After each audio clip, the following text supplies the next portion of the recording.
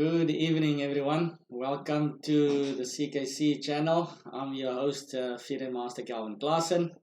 And yes, we've taken quite a break. I would say a well-deserved break, but also we were keen to get back with reflections. So this is season three, uh, and I'm quite excited.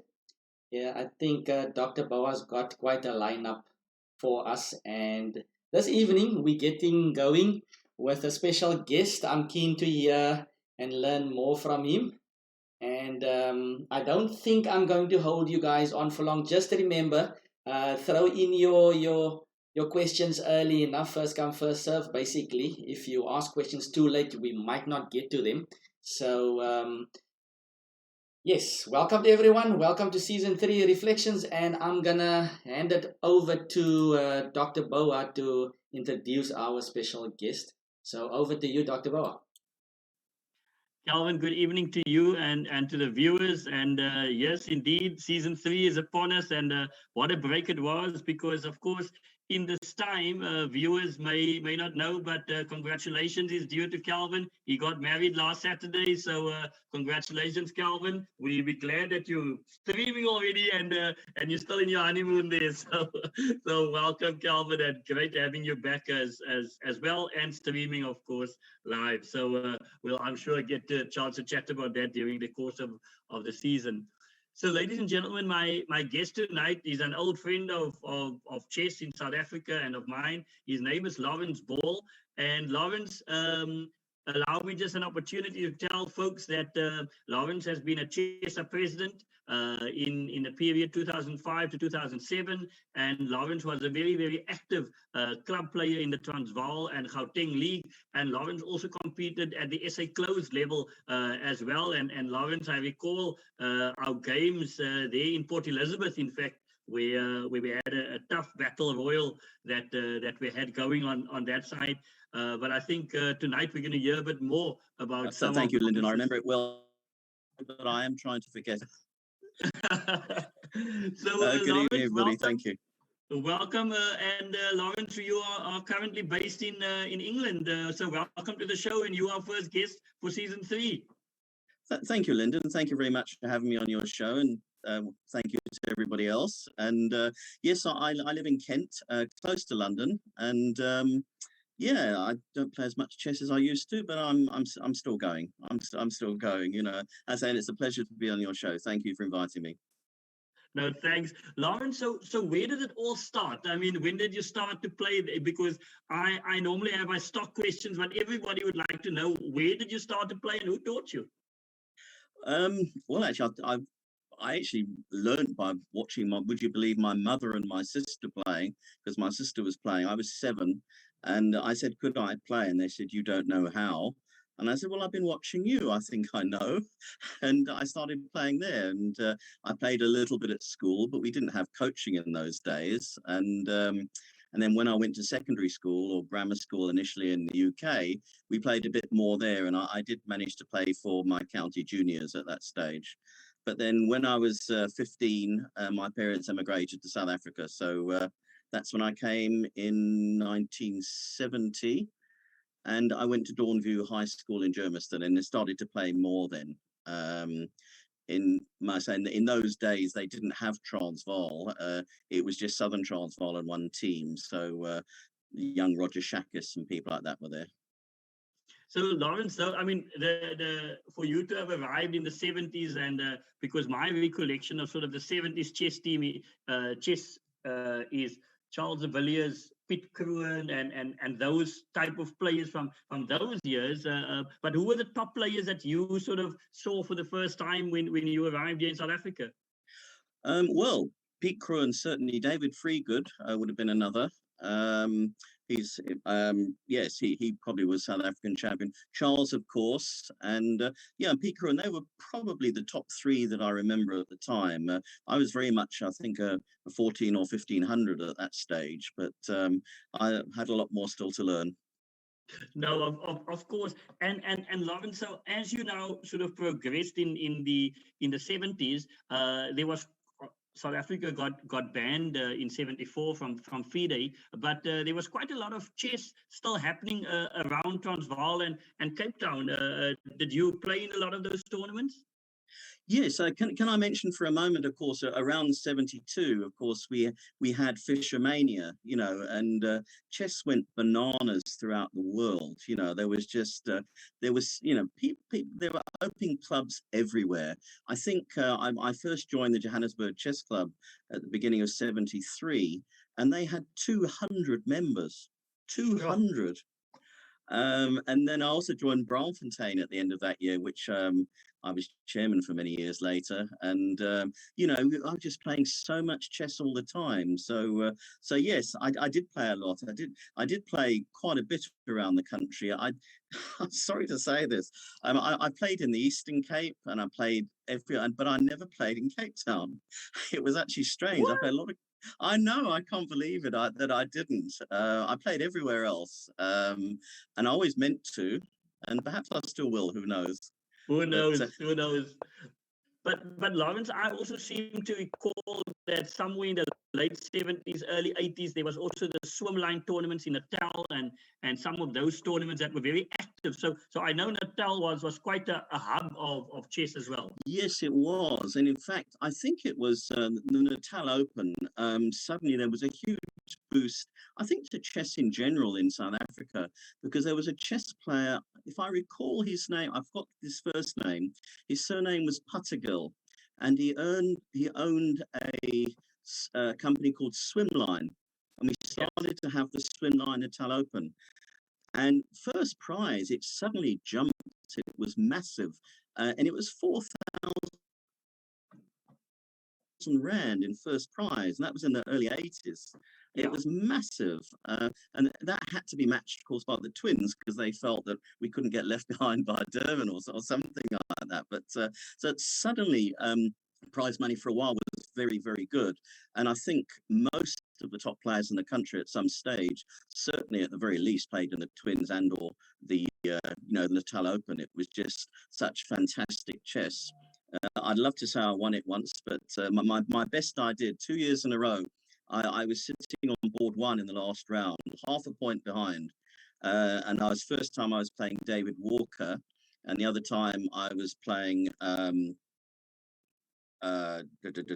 Pete Kuna, Peter Kuna, and I refused to draw on both occasions, and I lost them both.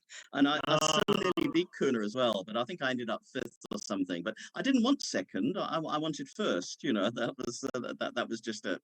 Yeah. Well, look, I mean, when you're playing for you were playing for the glory of winning the tournament, Absolutely. and that means that you could fall on your sword or you could win gloriously. And I mean, we perfectly understand that as well. I mean, second or third is not going to cut it. First place. No, you want first for sure, for sure. I think perhaps, if I may mention it as well, perhaps the other tournament that was obviously the Cape Province Open was always very strong, and also if you look in golf terms, you think them as majors. The Rhodesian and later the Zimbabwe Open, it was a massive tournament as well. And, many good players went there. And again, I came equal second there once. And when it should have been a five-way tie for first, but there was a bit of skullduggery went on, which I don't need to talk about now. But basically, sadly, first prize was bought in the last round. But there we go. I know it doesn't sound good. Yeah, but it sound. I always got the impression that in the '70s and the '80s there was quite a lot of chess sponsorship. Even if I think of Oude Meester bringing out Korchnoi and Lane and Tony Miles, John Nunn, Hubner.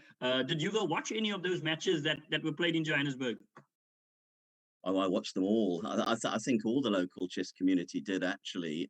The first Grand Prix, if I recall, that was Lane, Unzicker, Miles and Korchnoi. I think that was held in 4 different venues. I think it was Pretoria, Johannesburg, Cape Town and Durban, was it? I think. I can't recall it was Durban, but I definitely know Cape Town, and I've seen the pictures of Joburg as well. And then in 1981, of course, there was the first Category 16 tournament, and they were all in Johannesburg. And I watched every round, and that was Korchnoi, Nunn, Anderson, and Hubner, and it was some fabulous chess. There really was, you know. Who was your favorite of those four players? It was great. It was great for local chess as well. May I just give you an anecdote of a simultaneous that Sure. Hubner gave? Hubner wasn't well.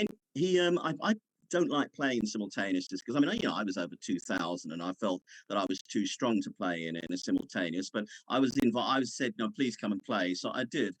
Grandmaster Hubner played 40 players, 40. I think 3 of us were over 2000. That was Peter Kuhner, who was about 22, myself, who I was probably close to 21, and Peter Abbott, who was around about the same. And he actually got 39.5 out of 40.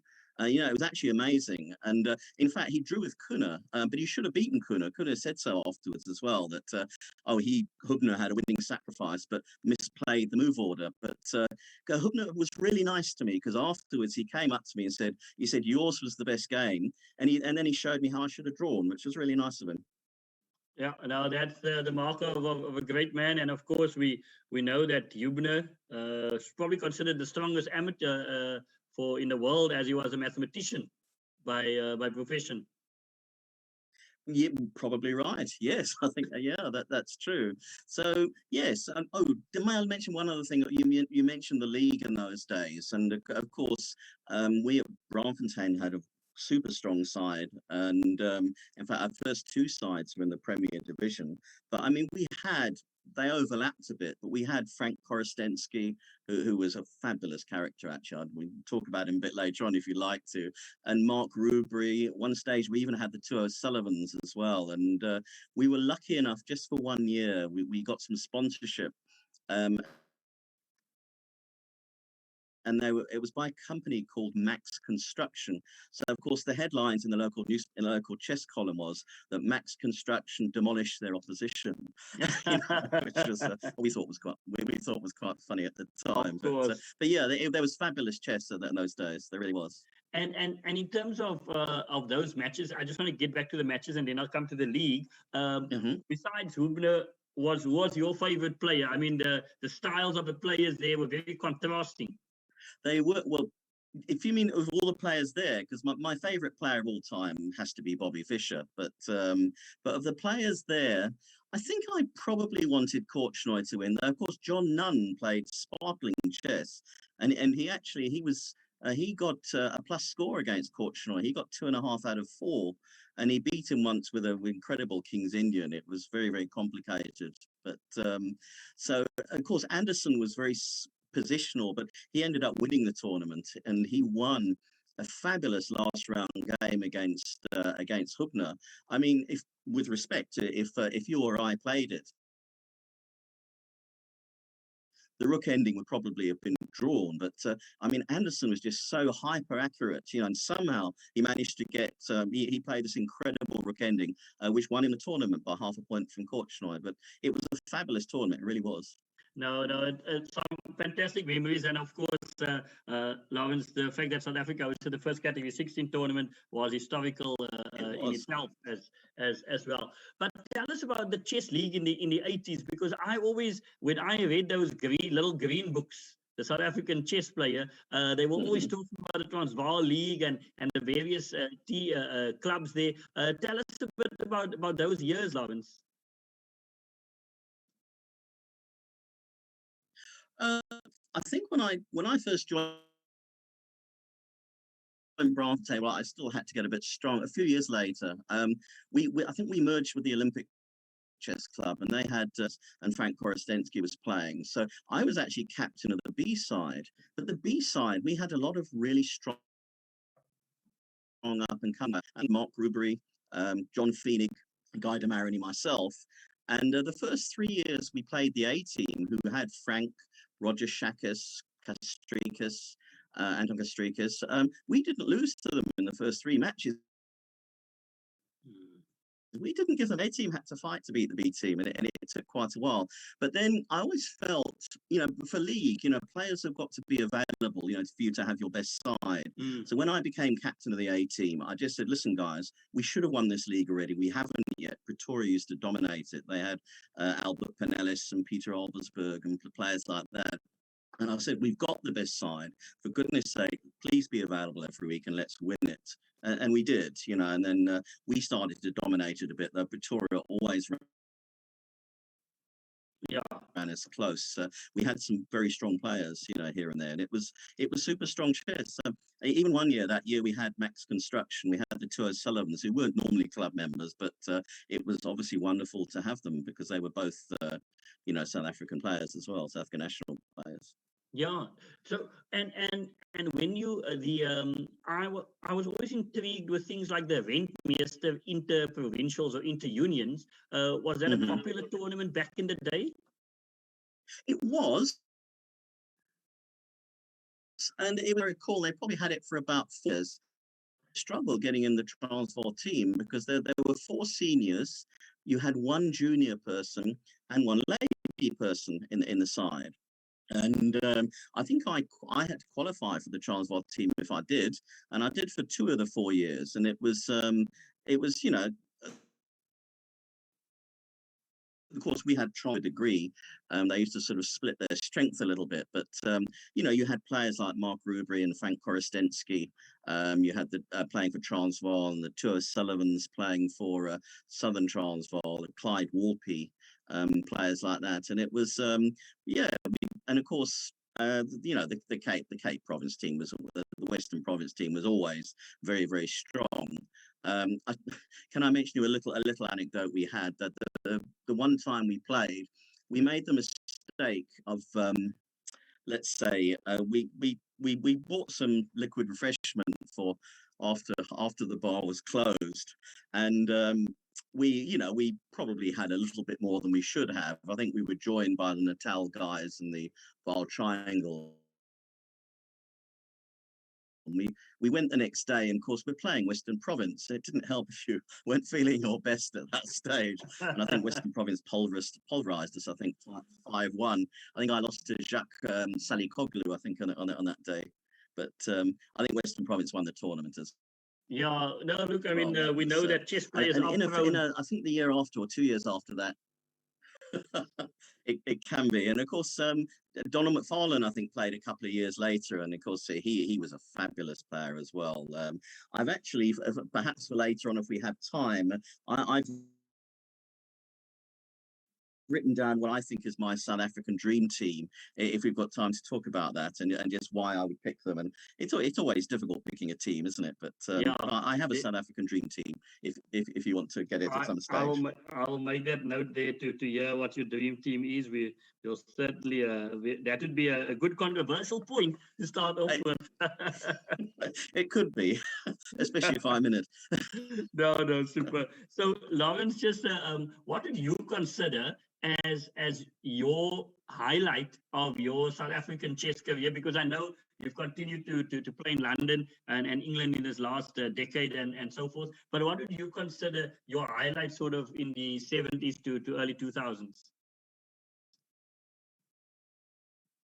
I think because when I got married when did I get married? Was it 93? Was it, oh crikey, when was it? 55? No, was it 1983? Was it? Yes, it was. And I played less after then. I still played league all the time, but I didn't play in the tournaments that I played all around the country previously, except sometimes when we had inter-provincials and inter-clubs in Bloemfontein and, and things like that. So probably, I suppose my playing peak was probably in the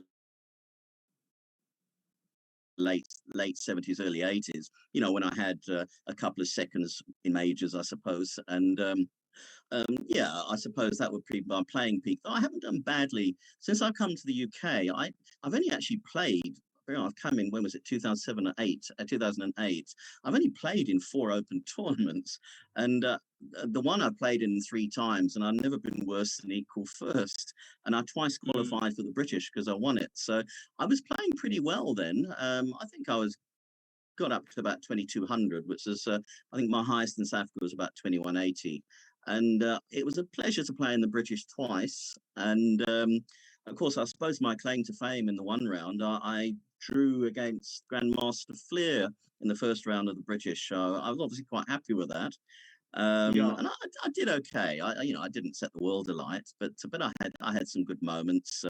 I beat somebody who's now an IM, and drew with a couple of FMs and things. So I did okay, and I enjoyed it. I still think my right. best chess period was probably in the early 80s, probably in South Africa. Yes. Yeah, no. I mean, and also chess was flourishing in that stage, so there was a lot of opportunities and activity that was Absolutely. happening on that side. Yes. Lawrence, before we go to Calvin to see if there's any questions in the chat box, may I ask, can you name me 3 books that influenced your chess thinking or understanding? I think my favourite, again, maybe I'm a little biased because it's Bobby Fischer, but it would have to be my 60 Memorable Games. I think Sure. it's a fantastic book because there aren't too many. I read the whole book, and that is certainly one of them. I think it's a tremendous book, and just shows about the man. I was a Fischer fan. It's a pity at the end what he became with some of his, Mm, oh, how can I say, some of the things he said, I think were not great. But sure. he certainly, to me, he's the Yeah. greatest player of all time. But other people might think Kasparov and others. But there you are. Other 2 books. I hadn't thought about it. Probably always one of my favorites, and again, this is one of the ones I read from beginning to end, was Grandmaster Preparation by Lev Pologaevsky. Yep. It's a Excellent book. tremendous book, and it talks, half of it is about how he, his Birth of a Variation, I think he called half of it, and it was the how the Pologaevsky variation of the Najdorf came about. No computers in those days. He must have done an enormous amount of work on that. Yeah. He really must. And I would recommend that book to everybody. Will always make my top 10, probably my top 3. Yeah. Always a fabulous book. And the third one would be tough. I know.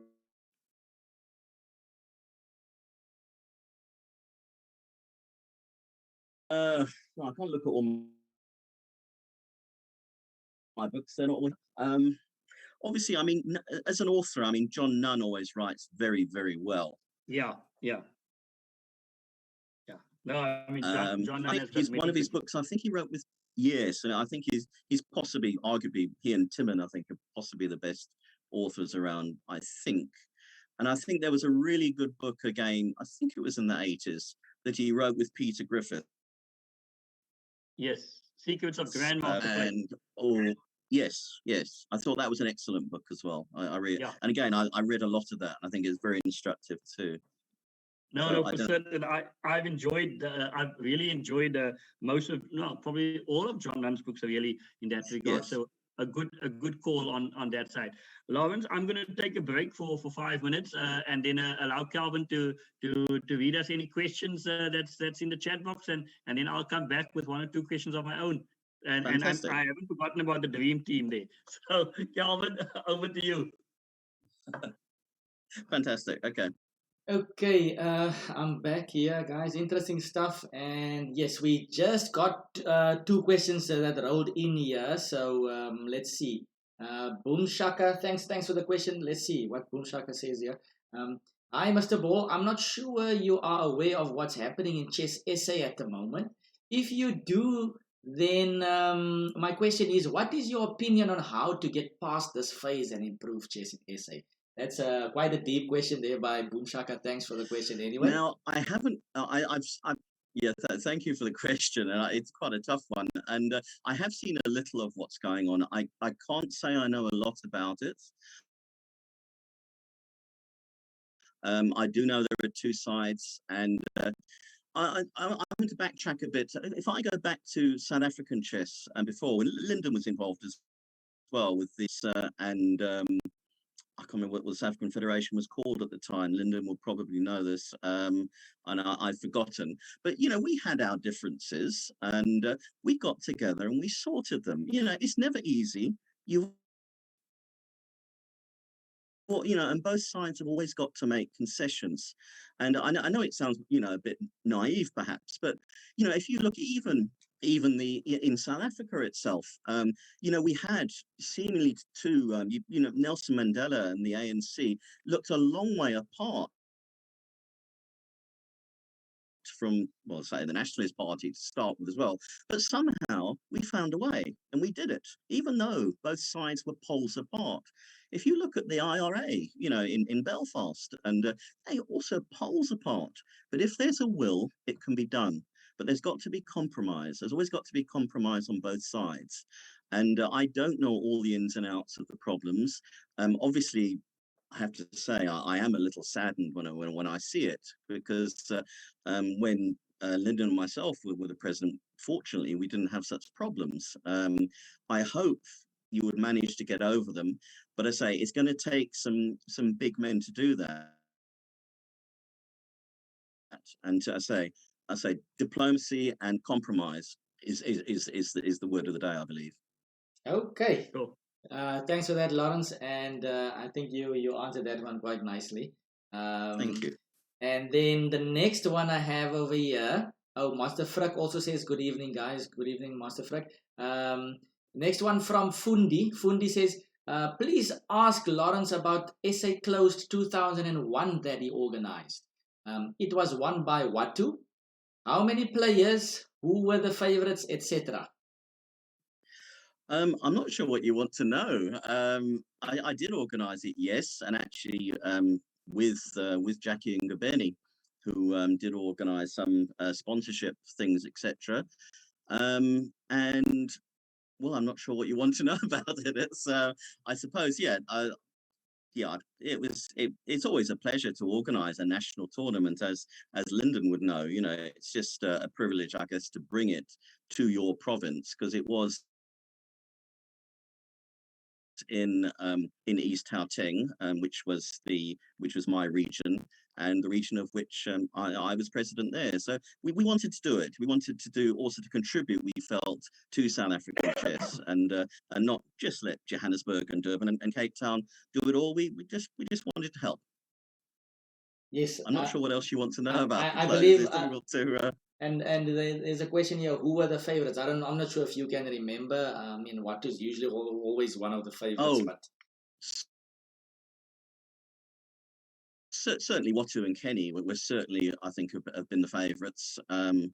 Yes, of course, Charles always has a chance to.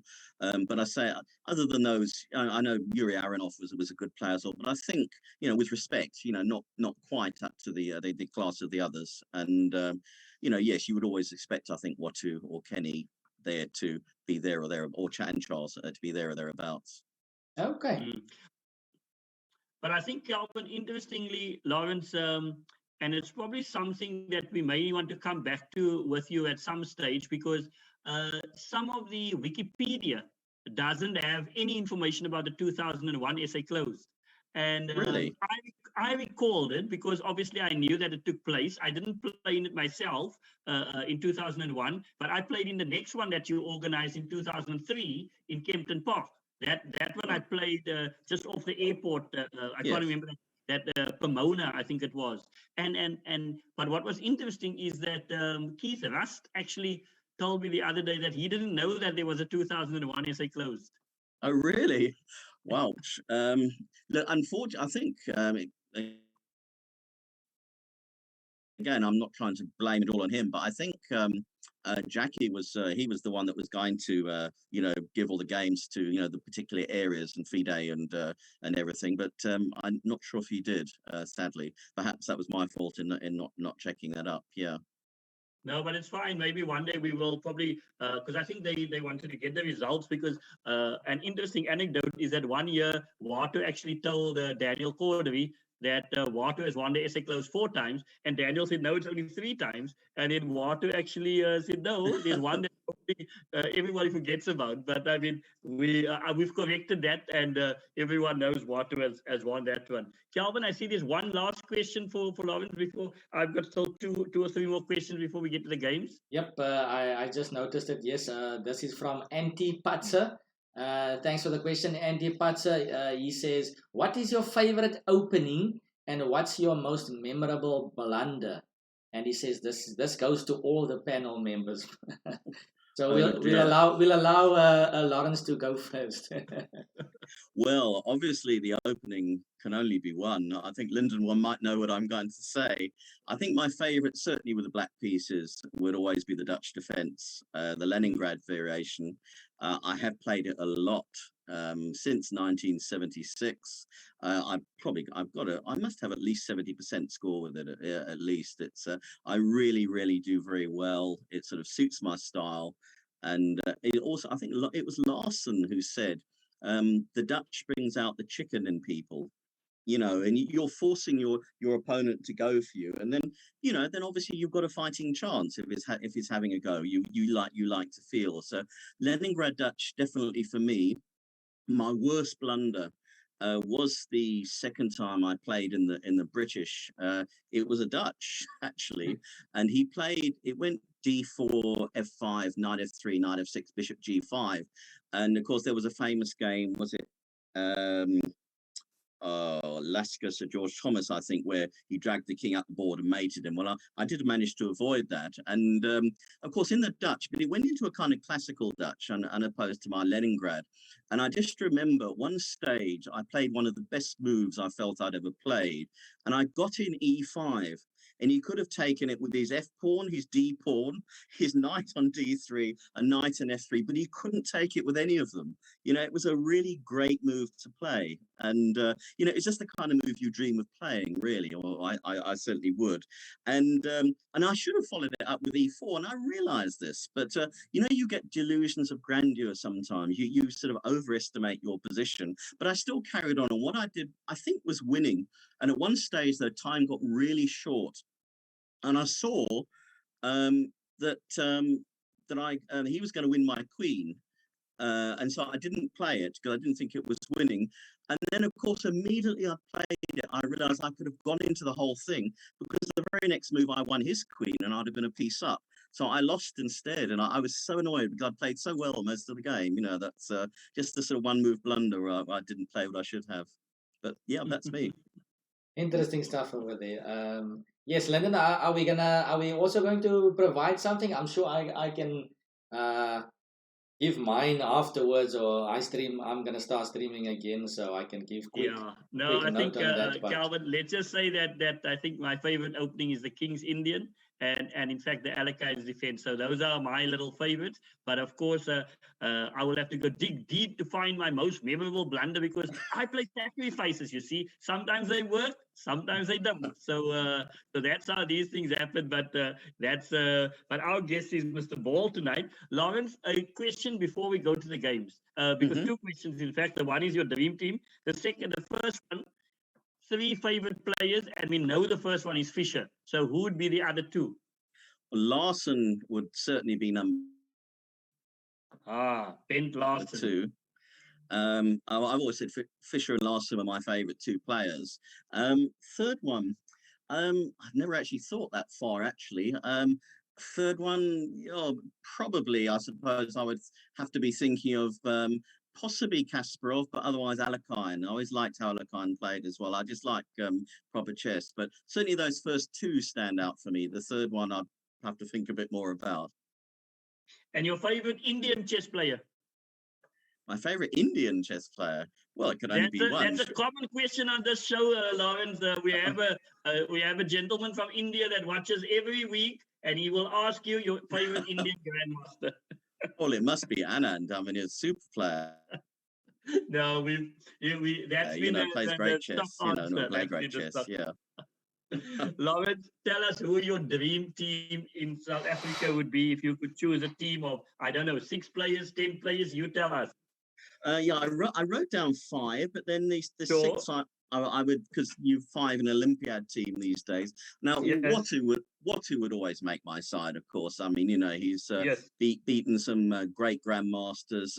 I believe he was strong enough to be a grandmaster himself, and it's just a pity that he was one norm short. I think he's always been a super player, and he's beaten some really great players too. Well, these are all players that at least I've played against, and Kenny, of course. I mean, South Africa's first grandmaster. I mean, also, fabulous positional chess, and sadly he beat me too. The next one, now the one, strange enough, now I only met Pete Cruan once, and though I saw a lot of his games, and I just think Pete Cruan was such a fabulous player, a fabulous natural player too. He was also a hell of a character, and I'm just going to digress for a second, if you don't mind. Sure. After one of the Holiday Inns tournaments, which are always super strong, up in Johannesburg, or in Boksburg actually, near the airport. Pete played the one time, and Frank was playing, on the O'Sullivans were playing, and Mark Rubery, and everybody, and there was an over 2,000 section, and I think there were about 24 players playing in it. It was super strong, and you should have heard Pete Cruan and Frank Korostensky together. They had so many stories. We were just sitting there in awe of these guys. That they had so many stories, to tell. And I remember Pete saying the one time, he said, "Oh," he called Frankie. He said, "Frankie, I remember the one time," because Pete always played the accelerated fianchetto against, the defended Roxy Bynes and things. And of course, so Frank, he's playing him in a big tournament. What does he open? 1H4. And Pete just said he didn't know what to do afterwards, after Frank played H4, and Frank won it. So, but I thought Pete Cruan and Frank Korostensky were the best two South African characters I've ever seen. They were truly fabulous. And Sure. Frank in particular, when I was a youngster, I once had what I felt was a good game. I was only a 1500, and he was so approachable, and he went through my game with me, and I showed him, and he was impressed, but then he immediately showed me I could have won quicker, but he was really nice about it, so I always thought I'd try to be like that if I became a good player too. So I like Frank a lot, but Frank doesn't make my top 5 though. So I've got Pete Cruan, Sure. Walter Kabisa, Kenny Solomon. My next one would be Donald Mcfarlane. I think he was a magnificently talented player, and it's just a pity. Again, like so many of us actually in chess, particularly in those days, we had very few chess professionals, and I think had he gone the professional route, I have no doubt at all he would have become a grandmaster, because I mean he'd beaten players like Adams and Anand as well in London, in the London Masters there, and he was a fantastic player, and I truly believe, one of South Africa's best ever, I think. And the 5th one, which may be a surprise to you, but I know Mark Rubery would agree with me, and that's Roger Shakis. Roger Shakis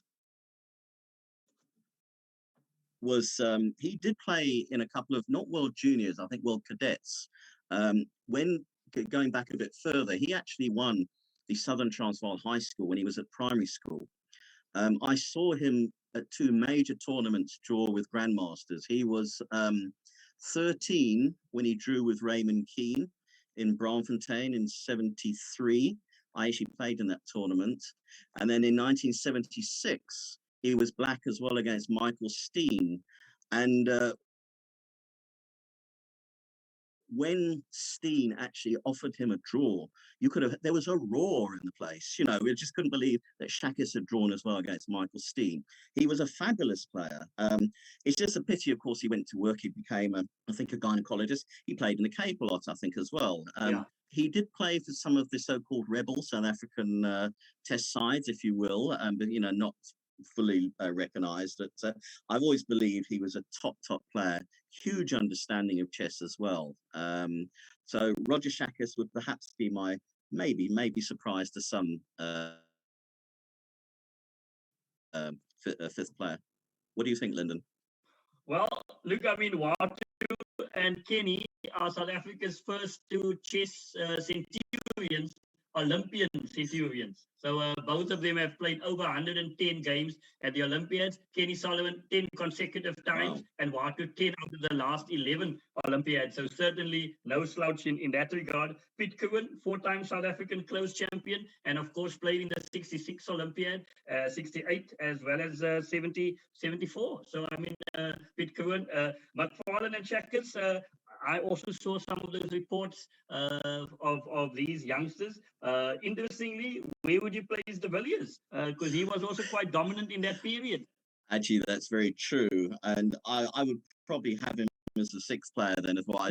Obviously, I didn't think about him, but I would probably have him as the sixth player. Then yes, I'd say it's you could argue certainly that he should be ahead of Shakis, but Shakis would be my choice. Yeah, no. I mean, and of course that is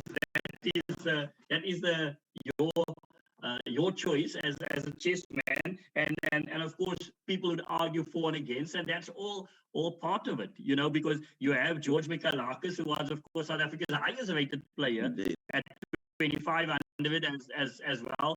You have I.M. Henry Mohammed Steele, who's beaten two GMs in some of these Olympiads, Carter Kamsky and in fact Luke McShane. So there's lots of these difficult ones. There are indeed. We will certainly have a look at your top five in that regard, and at some stage we'll add Klaasen to that list, who in the 2018 Olympiad beat two grandmasters at the last Olympiad as well.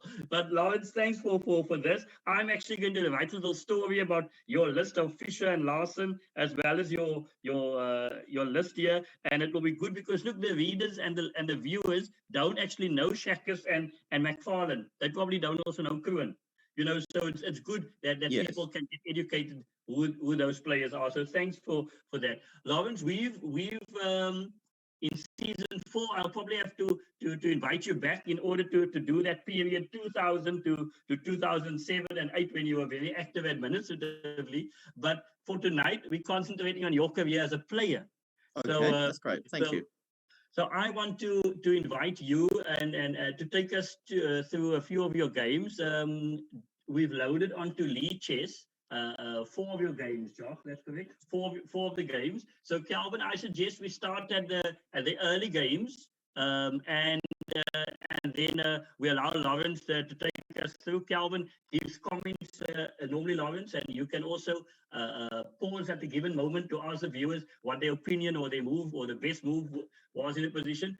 But Laurence, I hand over to you and Calvin for the moment. Thank you.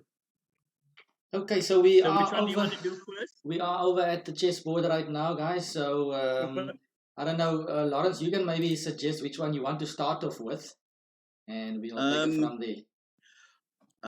Let's see. Probably. Yeah, can we start off with Michael Burmester? Burmester, yeah. There we go. That's perfectly fine. Yeah. This one was. I always. I don't know why, but this is my favorite game. I think I think it was played in the 70s. Right, I probably got the year on it, haven't I? And it was a nice shot, Najdorf, and this is how we played in the 70s. It was very, and this is as theory was evolving, the Najdorf was incredibly popular, and of course made popular by Fischer and later on obviously others as well, including Kasparov. So I always believed in taking on the Najdorf, and so this was, I felt a good game. Nick Barnett was kind enough to publish this game in the Sunday Express at the time. He had a very large column, and he was kind enough to actually headline it Brilliance and Braunfontein. So I hope it lives up to those expectations. Okay, sounds good. Okay, am I pressing the button for every time, and should I say something or? Yes, you can go ahead. Okay? You can make the moves. You can pause whenever you want to. You can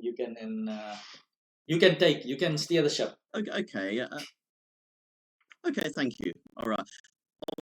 This is Sicilian. Najdorf to start with. Now I've always played except once F4. Bishop G5. I believe you must take on the Najdorf, but it obviously suit. I like to think I was an attacking player, and it just suited my style to attack. So F4. This is all theory so far. Queen F3, Queen C7, castle long, knight BD. Now, of course, in other games, I played G4, and I think the first time I played G4, I think was against Stephen Pearson in the Booster in Joburg, and I won quite nicely with that. But I'd taken to playing Bishop D3 afterwards, and of course H6 was the brown variation, if I recall, and which I didn't know an Yes. awful lot about at the time. And I think again that was still evolving. Of course, H4 is a bit of a crazy move here for white. So Bishop H4. I'm not saying it's necessarily all the. Yeah, Queen H. I know Queen H3 was the main. I knew Queen H3 was the main move here, but I didn't remember what came next. So I should get away from Queen H3 because I didn't know what on earth to do, what I should do afterwards. So I played Bishop H4, which is all standard. Knight E5, Queen's under attack, must go back. Again, this is all all certainly very bookish. And Knight F3, I'm putting the question to his knight on E5. So he takes my bishop. And of course, I retook the pawn with the idea of playing King B1 and Rook C1, and hopefully getting a good pawn center as well. Yep. Sorry, if you guys want to barge in, please do so. If you think I'm but it's not telling the truth. You're also strengthening E4 as well. So I mean that gives you that freedom to move. And of course, as you said, once Rook C1 comes in, that should be a nice open file. Yeah, I know. Actually, I see the computer here seems to think Rook D3.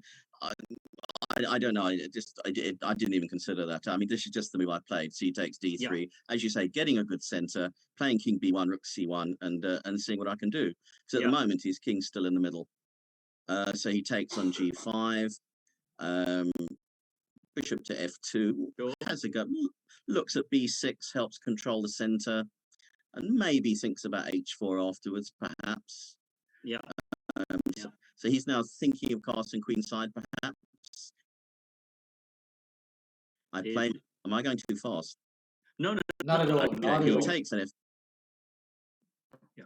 Okay, and I take the G1. Of course, now I might be able to get the open G or the open G file as well. So I'm trying to get my center together. So he plays B5, which seems quite normal. I thought he might have considered castling queenside there, but he didn't. And then Rook C1 with obvious threats of knight takes B5 or knight D5, and and things like this as well, which is indeed. So he plays Queen B7. Now, again, I just want to have a go at the center. So to me, the most natural moves are F4 or D4. I dare say E5 is possible, but just F4 is what I played. So he plays B4. I don't think this is a knight D5 type position. I don't think. Perhaps I don't know if I didn't consider it actually. I did think about it at the time, but it doesn't look. Yeah, you would right somehow. I don't think if White had a rook. Yeah, it just didn't seem right to me at the time. I don't know. Perhaps Fritz or some of the others will prove me wrong. So I played knight back, and he played D5, and I just can't help thinking that's a little suspect. Because surely you don't want to open your center. Yes. He should have played something else, perhaps Bishop B5 or something like that. But now, of course, what am I going to do? My center is under attack. I could play E5, I guess, trying to play F5 afterwards. But I thought, hold on, yes, this is going to break my center up, but I want to dismantle his center too. So I played E takes D. And you're giving yourself some space. Absolutely, and I think it surprised him at the time when I played E takes D5. Admitting my pawn structure isn't, my D and F pawns aren't looking great, but it's all about, as you say, Lyndon, piece activity here. And I liked E takes D5, so he's obviously got to take the queen. Yeah. And then of course I tempo on it. Yep, immediately. And now, of course, where is he going to go? Yeah, he's got to go somewhere. So he played to B7. And then I've got the nice square knight C4. Nice. And again, I like that. But now I've got threats of queen coming into E5. And it's really, with possibly knight D6 check and things like this as well. beginning to like my position here, and possibly knight b6 maybe. Yeah. His rooks aren't coordinated. He's not really doing a lot at the moment. So I like my position here. I'm not sure if I'm winning, but I say I like it. Yeah, and you certainly have got more activity going for you at the moment, and his king has to stay there on e8 really. Yes, it does. Yeah, you're quite right. He can't. Well, realistically, I don't think castle either side. So I just obviously want to play f5 at some stage too to try Yeah. and chip away at his centre even more. So he played a5, which looks a bit slow. And I'm not sure if I shouldn't have played queen e5 straight away, but I just thought, well, surely rooks belong in open files. That's what I try and teach some of my pupils Yeah. these days. So rook g1. Again, it's sort of asking him one or two questions. What are you going to do? And I would like, maybe I'm going to move my queen e5. So I like my position at this stage. Sure. So he played bishop there, which I think the computer seems to give a double question mark to. Yeah. Because it's very strong now. I suspect I might even be winning at this stage. I like this. I really do. Queen e5 I thought was strong. Rook f5, rook f8. Sorry, what am I saying? Comes dancing in, and you've now exposed the bishop on b5 I think as I'm well. doing. I'm probably winning here. I think. Yes, no. I mean, he has to play bishop takes d3, but that just gives you the freedom to move to c7. You're cutting out a bit. I'm not. Can you hear me? Yes, we can hear you, Laurence. Okay, now I can hear you again. Okay, yes, I mean the d pawn at this stage means nothing for white. He can have it, but as you quite rightly, as you say, he's got to take it, otherwise he's going to lose at least an exchange. So he takes it. I play king e1. All right, he's got a rook on c8, which a8, which needs to be moved. So he plays rook d8. But then, of course, let's bring in the cavalry, as I think Agard likes saying in some of his books. And of course, rook c7 looks very strong. Yeah. And I think so. I think White's doing very well. In fact, I think he's lost. I believe he is totally lost at this Yes. stage. He's got no defense. The queen's got to go somewhere. I've got possibilities of taking on e7 with check, bringing the bishop into c5. I don't believe that black can survive without material loss here. I say, well, what does he go? So I know he played a cheap, what I call, sorry, pardon the expression, what I would call a cheap. He just played bishop f1. Obviously, if I take the queen, he plays rook d1 mate. Yes. Well, just in case, just in case. Yeah. So I think he knew he was lost at this stage, and that's why he played that. And obviously, I took it. He put queen there, threatening the rook, but now I'm a piece ahead, or piece for a pawn, and probably do lots of things. So let's take that. Take that. Yep. Again, I could play bishop c5 check, I think, immediately, but I just want to see what he plays first. Give myself some options. King there, queen f6, check, king back, queen c5 check, king e8, and after queen c6 check, he has to resign because his queen is gone. King plays to e7, and it's knight d5, knight d. Yeah, and so he resigned at this stage. I was quite pleased with this. I thought I played this well, and it was always one of my favourite games. But I don't know what you guys think. No, it's a lot. I mean, you certainly went for the attack on that side, and that knight takes d3 and pawn takes d3 certainly gave you some nice chances all of a sudden on the c file. So I mean, your piece activity, in my opinion, was the one that came through for you in this regard. Calvin, what say you? Yeah, I like c takes d3. That thing it happens a few times in the Sicilian where you suddenly use the c file. But also something that maybe stands out for me is the move that It's not. Yes, and It's and not obviously clear. Sorry to cut you there. I think it's the Zoom that's a bit shaky here, Laurence. But the move E takes D5. it is actually, yes, yeah. It is quite nice for me to see, because that just made your pieces very fluid with knight E3 and knight C4 jumping in. Even though your structure doesn't look that great, but like you said, just keeping on going and attacking and opening up lines. So quite a nice game. Well done. Yep. Thank you. It's oh, can I do Erlang as well?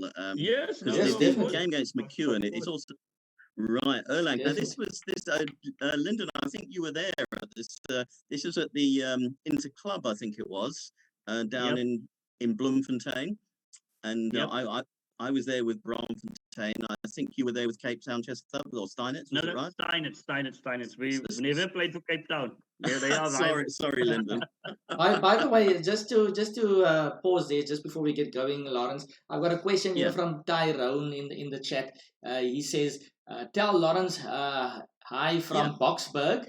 Ask him if he Oh, remembers hi. the old GE. That's probably Gauteng East, right? Gauteng East closed. We played in the building across from Eastgate many years ago."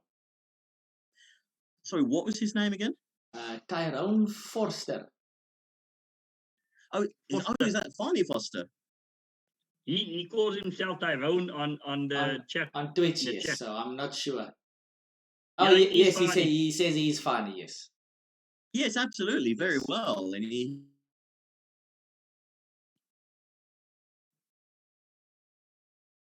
Oh, Farney's in the legal profession. I think he's Ah, a no, lawyer it is or an funny. advocate, I think, Tyrone is my as well. son. Yeah. Oh, right. That's great. Anyway, hi. Yes, I do remember indeed, and I had good times these Tateng. I have to say, it was those were very good times indeed. Okay, Okay, great. shall I carry on? Yes. Yes. Okay, this Please. one I say was against Warwick Erlang. Of course, he was playing for PE Chess Eastern Club. one of Province, the probably. E Club, Linda. Is that right? Ah, yes. Yeah, he was with Ewan Cromo, the Port Elizabeth Chess Club. Right, and this starts off as a classical French. Obviously it's very popular to play E5, but I'm somewhat of a classicist generally. Bishop G5, Bishop E7. Now I played an old line which Richter used to play a lot.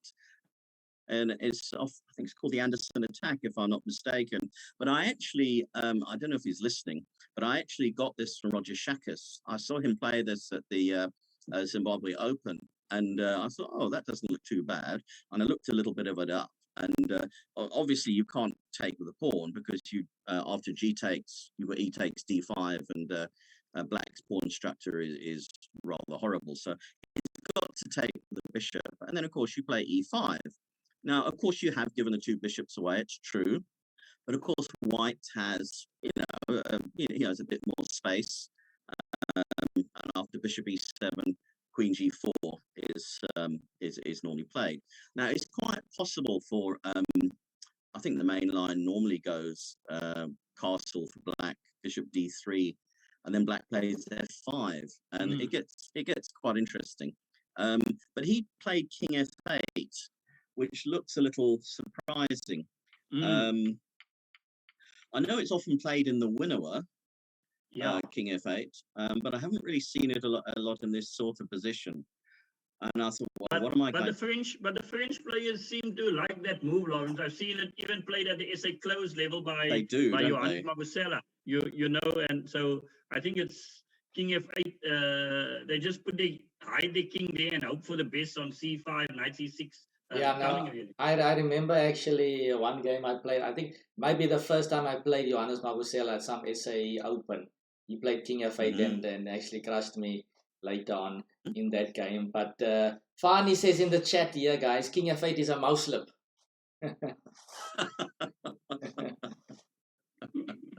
Well, I think he played it quite deliberately, actually, and there were no mice here.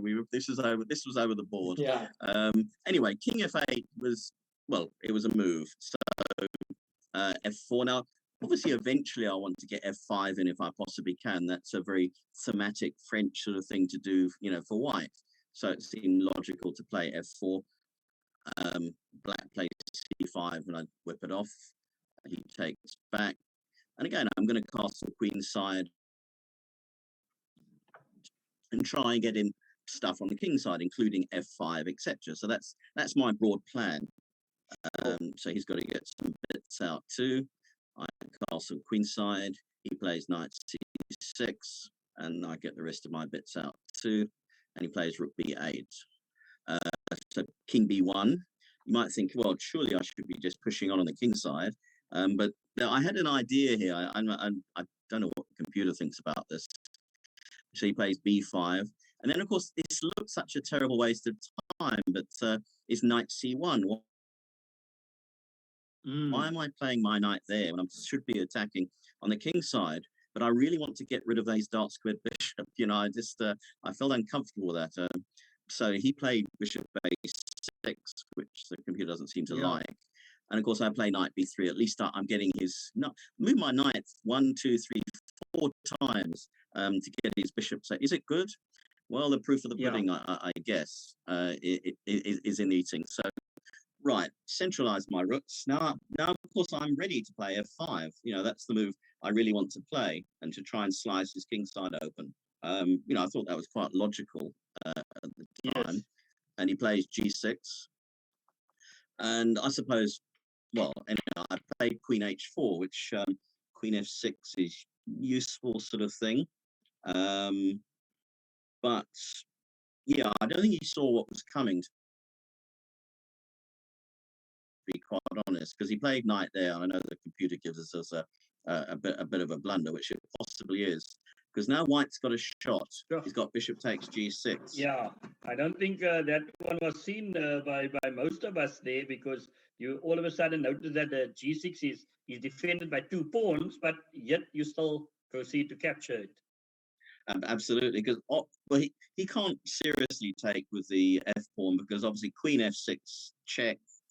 He might lose his rook on h8, or even if he plays king to g8. I've then got queen takes e6 check, and I could pick up the bishop if I wanted to, if I'm not mating him, and then I'm several pawns up, and I've got a good position. His king is in big trouble, I think. So I think I'm picking some things up here, and so I believe he can't play. Well, as you say, so I'll show that if queen comes into f6. I'm not sure if he plays there. Obviously, I've got queen here, and I've got possibilities of taking the bishop on a6. But even knight takes d5 looks awfully tempting as well. It's so I believe white's winning here. It looks good. So he didn't take. He played queen e7. Now, actually, I have to be honest here. I did send this game to Nigel Davis, who it was his second week in the Chess Cafe, and he published this game, and I sent him quite detailed notes on it, which he actually didn't acknowledge at the time. Actually, he just but he said no, he would have played queen e7 and just tried to soldier on a pawn down, and perhaps, but I'm not sure what you would have done, Lyndon, or well, anybody. Do you think, would you carry on with attacking chances, or is a pawn enough to win the game? No, I just wanted a bit more than that. King is uncastled. Queen h6 check is still a possibility, and then you play bishop d3. So I'd still go on with the attack. I don't want to have a long in game. I want to kill. Exactly. That's exactly what I thought. Great minds think alike. So queen h6, queen h6, king e8, and then queen g7. Yeah. He's got to play rook f8 really, or otherwise he loses his f pawn, and there will be a couple of pawns up for nothing with a good position. So he plays rook f8, and then but now I'm 2 pawns up. But of course now I've got to worry about him playing knight c4 and queen b4.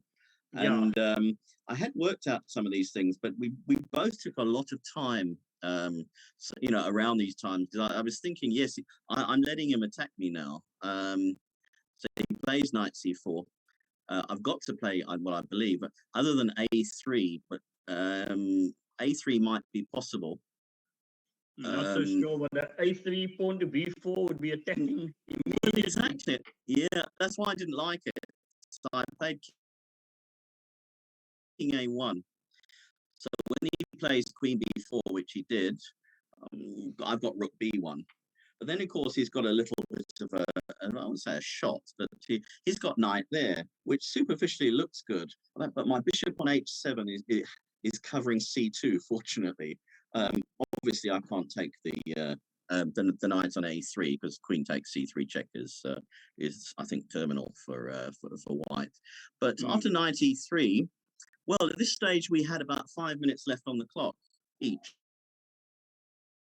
Yeah. I don't remember what the time control was. I don't know if you remember, Lyndon. I don't know if it was 40 moves. I'm not sure. We normally used to play a 60-60 or sometimes a 90-90, but I mean, those years there wasn't a lot of increment. Let's put it that way. Yeah, no, there wasn't increment, definitely. Anyway, at this stage, this is it. Knight takes d5. There we go. That's the move I really wanted to play. You know, that's what I'd thought about some time before. I mean, he's got to take. Laurence, in the chat room, the viewers are saying that Mr. Ball had balls.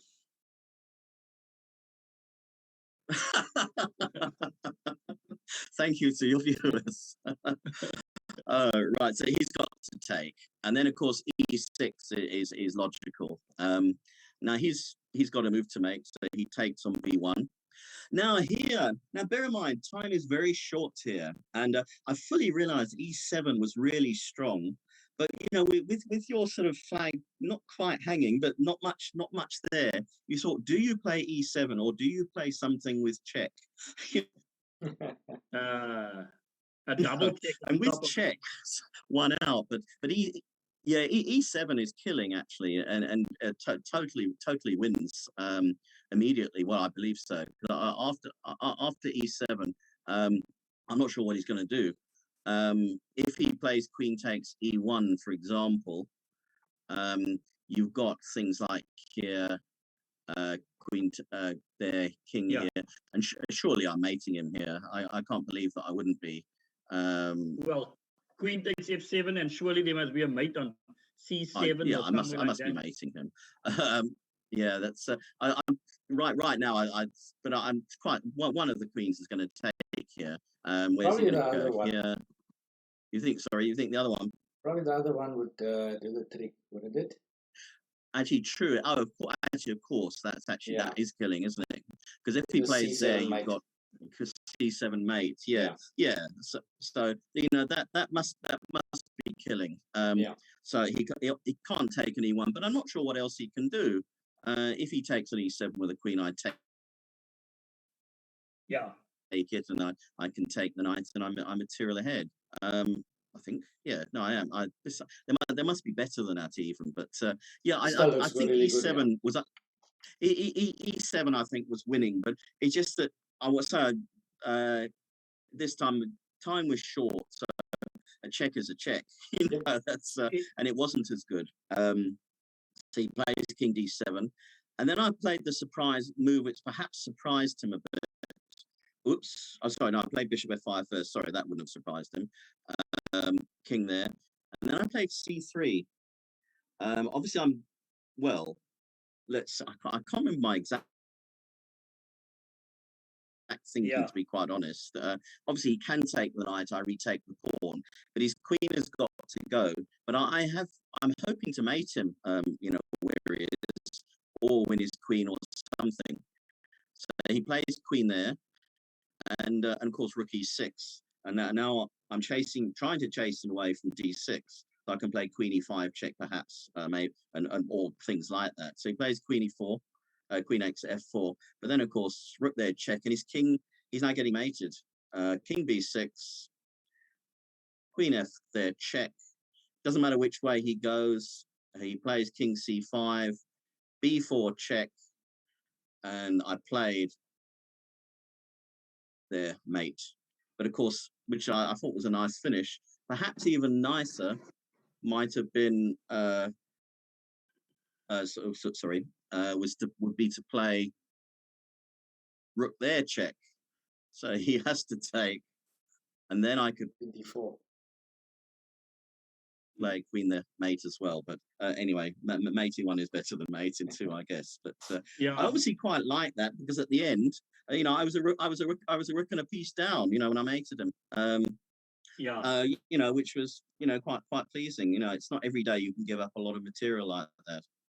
No, Laurence, it's a lovely game and a lovely ending as well, and this is the point about Queen A6 check. You kept the queen on the board because chances would still arise, and they had, whether or not the E6, E7. But I mean, you were playing, and you were playing for the result. And I mean, hats Absolutely. off to you. You got the result, and I mean, this is a game for the ages. So I will certainly be looking at this game again in my free time. Yeah, no, great game there, Laurence. And bishop takes g6. Thank you. That's very nice of you. And knight Thank you. takes d5. How much time? How much time have we still got? We still have time for one more game, because we finish at 8:30, so it's now 17 minutes past. Okay, let's do the Robert Thompson then, if that's okay. Because I mean, we have to show a Dutch, don't we? I mean, this is Of course, your favorite opening. And this was one of, actually, I won a couple of games in the British with the Dutch. One against a guy who is now an IM, Brandon Clark. But I've chosen this one. Well, let's see. Knight f3 d6. I see the computer gives d6 as a question mark, exclamation mark here, and said inaccuracy d5. What a load of that's rubbish. No. This is typical leeches. The engine is sometimes a bit dramatic, so you need to not pay too much attention to that sometimes. So. It's true. Yeah. But after d4, of course, black can play bishop g4, which is the Wade opening actually as well. Very, very playable. But of course, we don't need the Wade opening when you've got the Leningrad Dutch, do we? Naturally. So the next few moves are fairly normal. Both sides fianchetto. c4, bishop g7. Now, I did a little bit of prep for this game, and I saw he normally did b4. And the positional or at least thing black should play is to play c6 and a5, and sort of try and shift the pawn center like that. Or it's a popular way of doing it anyway. So c6 is played, and again it's flexible. I've still got queen c7 and possibly e5 if I want to, or something. But there are options. So he played bishop e2. I castled. He castled. And again, it's common in this sort of position with a bishop on b2 to play knight e4. Obviously, in the Dutch, black always black feels if he can get in e5 safely, then he's normally at least equal, sometimes better, depending on the situation. But you've always got to be flexible, even in systems that you play regularly. So he plays knight d2. Now, I don't mind if he takes there, because I'll retake with the f pawn and then push d5 afterwards, and my center's okay. But what do I want to do? I want to shift his queenside pawns if I can. So I play a5. b5 is fairly normal. We take it. But then I played a4. Now, long term, that might be a problem for him. His pawn on b5. Left to my own devices, black would play knight d7 to b6, protecting his a pawn, blockading the b pawn perhaps as well. Queen a5, bishop d7. Yeah. Indeed, absolutely. So it's quite flexible. So I liked a4, and now obviously he could very easily take on e4, but he didn't. He played knight e1, which looks just a little bit slow to me. I mean, he is threatening to win a pawn, it's true. So I play d5. He can take it if he wants to, and he does. And I retake with the f pawn. And then, of course, he plays bishop a3. Again, because I do still want to play e5 if I can, it makes some sense to bishop a3. It's it's okay. It's a move. So I play rook Yeah. f7, and he plays rook b1. But again, he's a little bit cramped. His rook on f1 isn't doing a lot. But you could say, of course, my pieces on c8 and b8 need bringing out too. And Yeah. so knight d7 He was gives me tempting you to play e5 there, but then bishop e4 would have that pawn would have been pinned after subsequent. Absolutely, yes, very much so. But as you said, I want to play e5. So e5 is a possibility here now. It's so he plays knight c2. It's just that I'm just a little bit worried about my my queenside pieces because my bishop on c8 and a8. So I do want to. I'm a little bit of a classicist as well. I do believe in development, but I probably should have played knight b6 here first, to be quite honest. But I played e6, which I think knight b6 is probably better, but it does transpose. Okay. And he plays f3, which is again, he wants to break up the center, which is I think sensible. Fairly normal, yeah. Indeed. And now I've got a backward pawn on e6. But not knight b6. Again, I'm now getting my pieces out, and my bishops are perhaps going to get better. We hope. Knight e3, and now comes the move that you want to play. What did I say you want to play in the Dutch? You always want to play e5. That's what I tell any pupils of mine that play it. I don't force them all to play the Dutch, by the way. But again, e5. Yeah. 5 is really the move I want to play, and I can play it, so why shouldn't I? Well, I like to think. So he takes, and then I play d4, which again, I quite... Now, obviously, I can't take the knight right now, but I'm still threatening to take on e5 with the bishop. And suddenly, look at my bishops. Their diagonals are getting a bit long.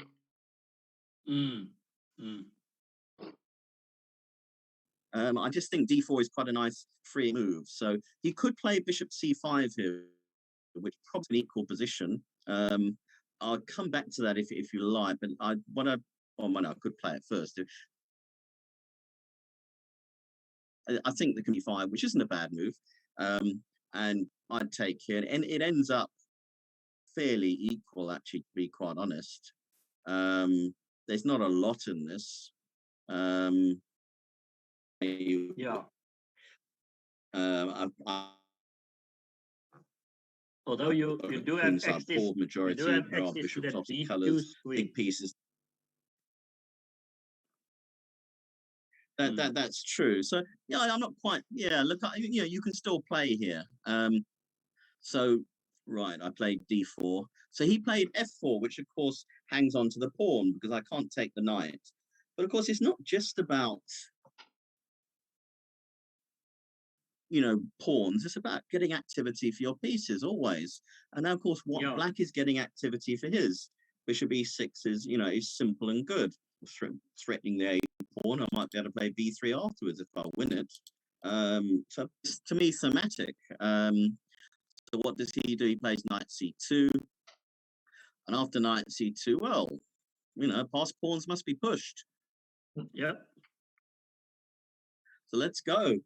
It's simple chess, really. d3, got to move his knight again. So he plays knight there, which the computer doesn't like at all. They like knight e1 more. But after that, of course, knight c4 is now really strong. I'm threatening his bishop. I'm threatening to play knight e3. I think black's doing well at this stage. I really do. I like my position after knight c4 and the pawn sacrifice, but I'm still a pawn down. But I'm beginning to like my activity a lot. Knight c4, sure. I think, is good.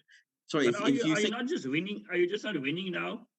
Well, I think I'm doing very well. You might be right. I've got queen d4 check and things like this as well. And yeah, I really like my position. You're probably right. So he takes, I take, and well, I've won some material, but it gets. I didn't. Now after here, bishop f8 might have been better here for black because obviously I do want to activate. my bishop, and I did move it there at some stage. Maybe bishop f8 immediately might be better, but I saw a line which was clearly good for me. Knight there, and now it's becoming a little bit murky with the bishop on g2 threatening b7 and the knight on there. But don't worry, I like to think I'd seen things through here. Rook there, rook here. Now, again, he's got options here, but he took on b7. Now, this is my major option now. I either play bishop b3, which I did, and then he played knight c5. So what do? I either take on c5, letting him have my rook, or I do something else. But I thought, well, for goodness sake, if I can't take here, surely, I just thought this position was winning for black. You know, the piece play. Two bishops are horrendous. I've got a strong pass pawn, which is really going to struggle to stop. I believe I'm winning here. I don't know what you think, Lyndon. Looks good. Calvin, what do you think? Yeah, no, it looks good. The bishops seem to have a lot of scope. So, and your passed a pawn just convinces everyone basically. Yeah. You know, this is why I went into this, and I may or may not have been the most accurate. Bishop there. Now finally my bishop to f8, and everything's just going to come in. He tried bringing his king across, but that didn't really help. Now I'm perhaps threatening to push my pawn. His king comes closer. I don't mind if his king comes closer. Bishop c5, and then we've got all sorts of nasty little threats. So he plays. Well, again, there are so many things he could do here, but I say black is winning. Knight c2 check, king d3, knight b4 check, king d2. I suppose I could just push the pawn. Yeah, well, I mean, your pawn's like a young Colby. A young what? Cheslin Colby, the guy who beat England in the World Cup final. Yeah. Well, yeah. I prefer not to think about that. Yes. But no, fair enough. No, that was fair. So anyway, back here. Then I sort of saw, right, let's start using his bishops. I'm pushing him back. King d3, rook c5. Again, I don't think there are probably lots of things that you know, he could do at this. Whoops, sorry, where am I? Did I jump? Well, you're checking on c3 now or something. Correct. Yeah. Yep. Check c3. And again, I'm sure I'm threatening to win material all over the board here. Bishop check, king g2. Why not threaten the bishop? I don't know what he's going to. Rook e1, and of course that loses to rook takes e4.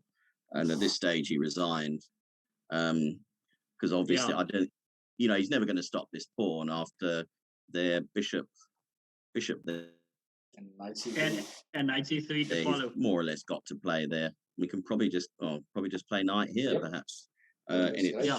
Surely this is this is killing. So that was one of my wins in the second British I played in anyway. But yeah, I was reasonably happy with that.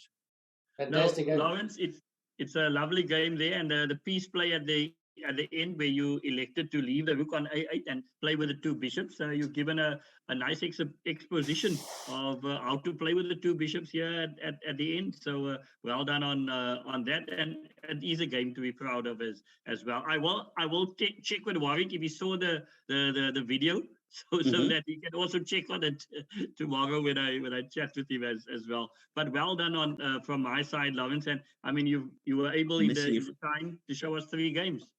So thank you very, very much for inviting me. It really was fun, and I suppose it takes you back a bit to when I could play chess.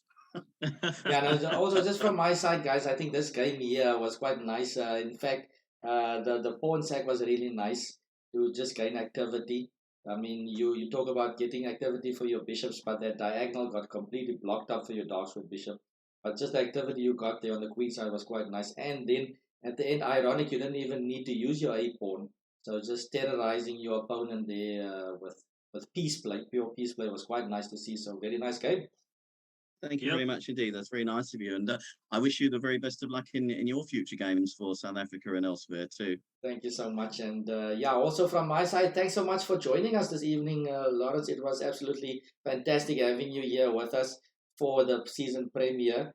And I'm surely going to look a bit more at your games as well to see what I can also find. I'm sure there's more gems to be found. I'm sure. Lawrence, from my side, thank you for, Oh, I'm not. for The trouble is finding the games is a problem. So Lawrence, thank you guys. It really was a pleasure, and perhaps some other times would be wonderful. But thank you for having me. Thank you to anybody who's listening or watching, and it really was fun. Thank you, as I say, and good luck with the rest of your series. Lawrence, thank you very much, and I want to tell you that from Mauritius, Patrick Lee Ying says it was always great seeing your games in the South African chess player. So you've got somebody there in Mauritius that followed your games those years, and one of my other viewers wanted to know if you still sing Delilah at. Oh, impressive! I hope that's not Francois Straydom. Yes, because that. Yes. He says it's one of your favorites. It is actually. That's true. And I sang it at I think it was in Port Elizabeth at the SA Juniors there. And I went when I was the president. I went along, and and I. In fact, actually, another bit of Jackie and Gabeni, because I was trying to get him to sing. And and he was promising the world, but there was nothing to sing. And eventually, I said, "Listen, Jackie, if you go up and sing, then I will afterwards." And of course, what does he do? He goes up and sings. And he sang very well, actually, too. He does. He sang "Wonderful World," Louis Armstrong. In fact, I seen some people calling him Jackie Armstrong afterwards. Well, so then I went to Tom Jones Delilah. Well, we will certainly. So, Calvin, we must remember that at some stage we will have to introduce Lawrence with Delilah, playing in the background there of Tom Jones. But Lawrence, thank you very much to you, and please, when you have time on a Tuesday night, this is where you will find us. And just to tell Calvin, yourself, and the viewers, next week we'll be having International Master Johannes Mapusela, and he'll be telling us a bit about his chess career and showing us a few of his games. So, Lawrence, thank you very much. And thank you very much, Lyndon. It was a pleasure. Thanks so much, guys. Bye-bye. Thanks, Lauren. Enjoy your Thanks, evening, Calvin. guys. Thank you. Bye-bye. Cheers. Bye. Bye.